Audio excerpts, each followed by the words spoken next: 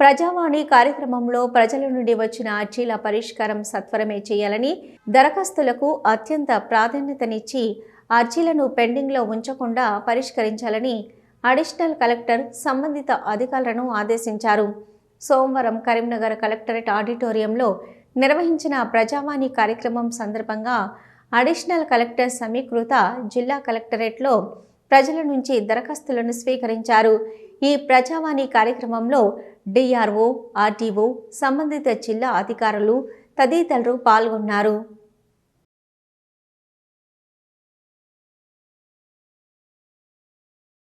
అది లక్ష్మీపురం కొత్తపల్లి మండలం కరీంనగర్ జిల్లా. నా పేరు బండిశంకరయ్య. నాకు పీడంపేటది జాగా కొనుక్కున్నా. అది 20 దాకా పట్టాని వచ్చింది.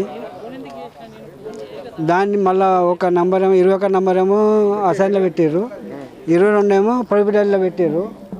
పట్టదాన్ని మార్చారు. అసైన్మెంట్ కింద ఒకటి ప్రొహిబిటెడ్ పెట్టి అమ్ముకోకుండా లోన్ దొరకకుండా ఇవన్నీ ప్రాబ్లమ్స్ ఉన్నాయి సార్. ఇది ఏం కావాలి? క్లియర్ కావాలి సార్. ఇది పట్ట కావాలి. మా 27 డివిజన్ కరీంనగర్, మాకు మున్సిపల్ ఎన్నికలలో రిజర్వేషన్లో పూర్తిగా అన్యాయం జరిగింది. మా వార్డులో ఎస్సీ సోదరులు తగినంత ఉండరు, దాదాపు 1100 సోదరులు ఉంటారు. అయినా కూడా మాకు మహిళా ఎస్సీ రిజర్వేషన్ కేటాయించారు. అదే మనం చూస్తే సందర్భంలో 16th వార్డు మల్కాపూర్ 2500 ఎస్సీ సోదరులు ఉంటారు. అక్కడ వాళ్ళు జనరల్ చేసారు. ఇది కాంగ్రెస్ చేస్తున్న కుట్ర.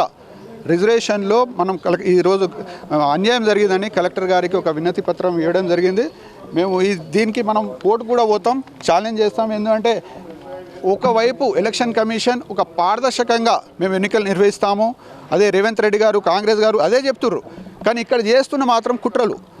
ఫస్ట్ వార్డులలో కూడా వాళ్ళు కరెక్ట్ చేయలే. వార్డులలో కూడా మళ్ళీ ఓటర్ లిస్టులో మొత్తం తప్పుల తడకాలు జరిగినాయి. ఓటర్ లిస్టులో కూడా అట్లా జరిగింది. ఇప్పుడు రిజర్వేషన్లో కూడా అన్యాయం జరుగుతుంది. మేము అందుకోసమే ఇవాళ కలెక్టర్ గారికి వినతి పత్రం ఇవ్వడానికి వచ్చినాం. అతి తక్కువ ఓటర్లున్న మా వార్డుని ఎస్సీ మహిళ కేటాయించి, అతి ఎక్కువ ఓటర్లున్న కొన్ని వార్డులని జనరల్గా కేటాయించడం జరిగింది. అది జనాభా ప్రాతిపదికన కానీ రిజర్వేషన్ ఎస్సీ అంటే రిజర్వేషన్ అనేది ఈ కుల ప్రాతిపదికన కానీ జరగలేదనేది మా వాదన. మేడంకి మేము వినతి పత్రం అందించాము. మా రిక్వెస్ట్ అక్కడ పేపర్ రూపంలో లెటర్ రూపంలో అందించి మేము నిరసన తెలియజేస్తున్నాం. దయచేసి మమ్మల్ని ఈ రిజర్వేషన్ విషయంలో ఒకసారి మళ్ళీ రీకన్సిడర్ చేసి మా వాదనని ఒకసారి క్రాస్ చెక్ చేయాలని. రైస్ మిల్ నాది కొమ్మకాలు. నేను 1980లో రైస్ మిల్ ఫీల్డ్కి వచ్చిన. 10 సంవత్సరాలు సిరిసిల్లలో నేను మిల్లు నడుపుకున్నా. ఆడికి వెళ్ళి ఇక్కడికి వచ్చి ఇక్కడ కట్టినాం. ఎప్పుడైనా గవర్నమెంటు వెనుకట ఏంది అంటే మేము వడ్లు కొందాం, బియ్యం తీసుకున్నాం. ఇప్పుడు రాజశేఖర్ వచ్చి నుంచి రాజశేఖర్ రెడ్డి ముఖ్యమంత్రి అయిన నుంచి బియ్యం రైస్ మిల్ ఏదో నష్టం చేస్తున్నారు అనే దాని మీద మొత్తం వడ్లు వాళ్ళే కొంటారు. ఇప్పటిదాకా 4 సంవత్సరాల కింది దాకా సాఫీగా తీసుకున్నారు. బియ్యం వడ్లు పెట్టినారు, బియ్యం తీసుకున్నారు, అయిపోయింది. ఇప్పుడు 4 ఏళ్ళ నుంచి సరిగ్గా తీసుకుంటలేరు. ఇప్పుడు మమ్మలను మా అగ్రిమెంట్ ఎట్లుంటుంది అంటే బడ్లు దించినాక 4 మాసాల లోపల బియ్యం పెట్టాలి, లేకపోతే డిఫాల్టరు. అయితే మేము డిఫాల్టర్ అవుతాము. ఇప్పుడు 3 మాసాలు నాకు బడ్లు దిగి డిఫాల్టర్ అవుతామనే భయంతో మేము కలెక్టర్ గారిని జేసీ గారిని కలిసి ఆర్గ్యుమెంట్ ఇచ్చేందుకు వచ్చినాం.